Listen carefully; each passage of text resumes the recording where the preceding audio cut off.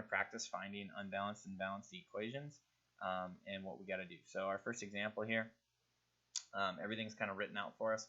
But basically, the first thing we would do is we'd write down all the elements. So we got N, H, and O. So we'd write N, H, and O. We'd make sure we have the same ones over here. N, H, and then we got 2 O's. Okay, so we're good, we're good, we're good. We found all those. That's the first thing that you do. The second thing you do is go out and count them. So this 4 is going to be distributed to the nitrogen and the hydrogen. So we're going to have 4 nitrogen. We're going to have 4 times 4, which is 16 oxygen. Okay, then we're going to have 5 times 3, 15 oxygen here. Okay, we transfer those down. Transfer all those numbers down. We got 16 going there, 4 there, 15 there. Okay, now we go to the other side. And we do the same thing. This 4 goes to the N, so we get 4N. 4 goes to the oxygen, we get 4 oxygen. Okay, 6 goes to the hydrogen, but remember there's a 2 here. There's 2 there, so we actually get 12. Then we get the 6 going to the other oxygen, and we get 6 more. Now, at first glance, we think we have a problem, and we do. Okay, so we only have 4 nitrogen, that matches up. We have 12 hydrogen, and then we have 6 oxygen. Now, if you notice, 6 oxygen, or excuse me, not 6, we have 10 oxygen. They are not matching up. 15 is not equal to 10, and 16 is not equal to 12. So therefore, this is a unbalanced equation. All right, unbalanced equation, and we can't use it. There's something wrong there. So most of the questions that you're going to get are going to be giving you an equation. You have to figure out if it's unbalanced or balanced or not, and then tell us. Okay, tell us. It'll just be basically a is it balanced or is it unbalanced type of question. All right, example 2. So we do the same process. We're going to take our 2. We're going to multiply it to everything in our equation here. We're going to wind up with 2 potassium, 2 nitrogen, and 6 oxygen. The reason we get 6 is 2 times 3 gives us 6.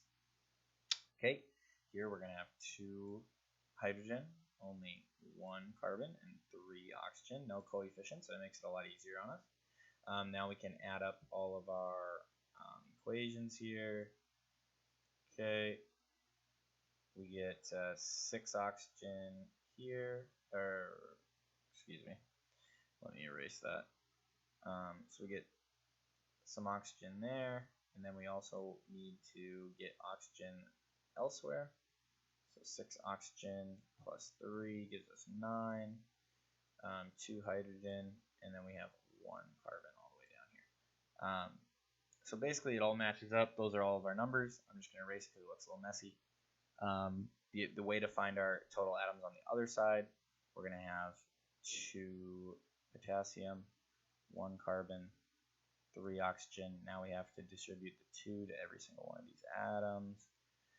So we get 2 hydrogen, we're going to get 2 nitrogen, we're going to get 6 oxygen.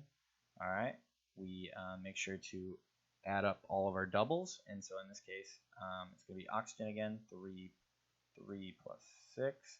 We transfer our numbers down, so potassium 2, carbon goes all the way down here, oxygen combined with the other oxygen to give us 9. Hydrogen goes here, and nitrogen goes here. So we're just making a little chart. Obviously, drawing arrows makes it a little more confusing, but you just draw your little chart, and now once we've done all that work, it really isn't that bad. We're going to compare the two, and so far so good. Looks like they're equal, and they're equal on both sides. So now we give this one a check. It is balanced. It's working out. We have the same amount of potassium, nitrogen, oxygen, hydrogen, and carbon, so that's good. All right, we got a few more examples that we're going to work through. Let me just X through that. So we're going to work through a couple of questions, 5 questions specifically. Feel free to pause the video as we go and just answer it yourself, and then unpause the video and see what we get. So identify one similarity and one difference of the reactants and the products in a chemical equation. Okay, so I'll give you a second. All right, so one similarity of the reactants and the products is that they're going to have the same exact atoms. Okay, they're going to have the same exact atoms, and they're going to have the same exact amount of atoms. They're also going to have the same amount of mass. So both of those would be the same. As for things that are different, okay, one is, I mean, they should be different chemically. You can't just have, a chemical equation isn't going to be turning H2O or water into H2O. Okay, we're going to need to create a new substance over here, and so there should be a difference in the combination, but not the amount of the atoms. Okay, because otherwise a chemical reaction probably didn't take place. All right, so that could be a difference in the reactants and the products. All right, let's keep on going. Question 2. Circle and label the reactants and the products in the chemical equation shown below. All right, so we're going to circle these, but the reactants, all right, reactants, actually, just let me, I'm actually going to box them. It's just easier for me on the computer. So the reactants are going to be here. All right, they're on the left side, whereas I'm going to change colors for this. That works. Our products, okay, are going to be on this opposite side. All right, here's our products. That's all you got to do. You got to just understand that our reactants are going to be on this side. Our products are going to be on this side. These are combining together to create our products. All right, and that's question 2. Question 3. Last second to pause the video and answer questions. All right, here we go. Question 3. According to the law of conservation of mass, how many grams of water, H2O, should be present on the product side? All right, and so in this case, we just got to add up. All right, we have 15. We have 65. 15 plus 65 is going to give us 80. All right, 80 grams. Whereas now we're going to need 80 grams on this side as well. But we already have 35, so now we can just do a little math. 80 subtracting 35, it's going to give us 45 grams. All right. I mean, honestly, you really didn't even have to look at your chemical equation as long as you know the masses of each. You just need to make sure that they add up. You need to make sure they add up. Again, remember in the future, we're going to have some limiting reactants. We're going to have some limiting factors. So all this 80 grams over here, all of it might not react completely. But again, just leave that for the future. All right, let's keep on going. All right, question 4, balanced or is it unbalanced? All right, so this is where we're going to have to kind of walk through all of our, we're going to have to write out all the atoms on each side. So in this case, we have carbon is here. Okay, we have hydrogen, and we have oxygen. All right, those are the 3. We have two things of oxygen. All right, and actually, just let me erase that. I don't want that. All right, whereas on this side we have carbon here, we have oxygen here. Well, actually, I'm gonna write it in the same order because we have hydrogen and then we have oxygen at the bottom. All right, and so we're gonna have to figure out the amount of carbon atoms on each side. We're gonna have to figure out the amount of hydrogen atoms and the amount of oxygen atoms. So here we go. Carbon, there's 2 here. There are no other carbons, so we know that there's going to be 2 carbons. Hydrogen, there's 6 here. We know there's no other hydrogens, so we know this is going to be 6 hydrogen. All right, 6 hydrogen. There's 1 oxygen here, and there is 3 times 2, there's 6 oxygen here. So we know there's got to be 7 oxygen. Here we go, 2 times carbon, which is 1, we get 2 carbon, we get 2 times 2 oxygen, so we get 4 oxygen. All right, because this 2 goes here and it goes to there. Lastly, we get 3 times this hydrogen. There's 2 hydrogens, so we get 6.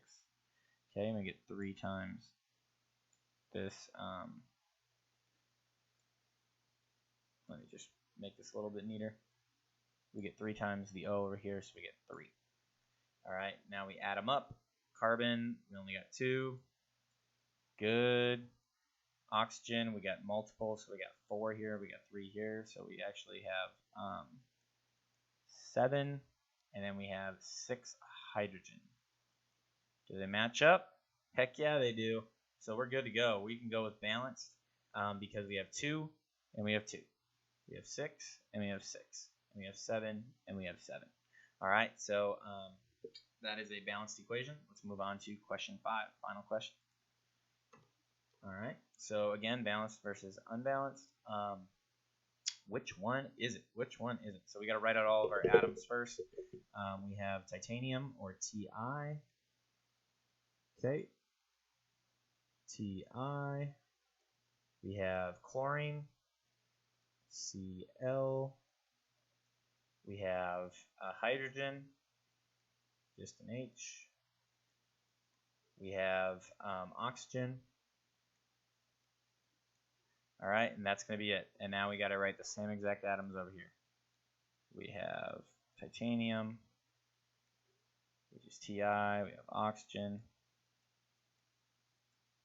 We just write the equals. We have hydrogen, and we have chlorine. And this is going to happen to a lot of you guys. This is a common mistake or just organizational issue. You can still solve it like this. You can see how my atoms aren't matched up. That's just really, it's just not nice to deal with. And so honestly, I'm just going to fix that and make sure that they're all lined up. But we're just confirming and writing them down. Do we have all the same atoms on each side? So is this equation even possible? Well, it is. So we're just going to make sure that we have chlorine, hydrogen, and now oxygen.